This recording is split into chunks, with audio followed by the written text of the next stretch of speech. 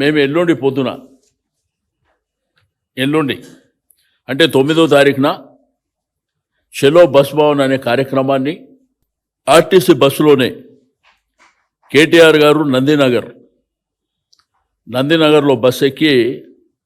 Bus భవన్కు చేరుకోవడం జరుగుతుంది. హరీష్ రావు గారు మైదీపట్నం, నేను సికింద్రాబాద్లో, పద్మారావు గారు చిలకలగూడలో, ముఠా గోపాల్ గారు ముషిరాబాద్లో, కాలేరు వెంకటేష్ గారు అంబర్పేటలో, లక్ష్మారెడ్డి గారు ఉప్పల్లో, మర్రి రాజశేఖర్ రెడ్డి గారు మల్కాజిగిరి, కేపీ వివేకానంద గారు కుత్బుల్లాపూర్, కృష్ణారావు గారు కుకట్పల్లి, ఎల్బీ నగర్ నుంచి సుధీర్ రెడ్డి గారు దిల్సుఖ్ నగర్ నుంచి, మహేశ్వరం నుంచి సబితా ఇంద్రారెడ్డి గారు, వీళ్ళతో పాటు మా శాసన మండలి సభ్యులు, మా కార్పొరేటర్లు,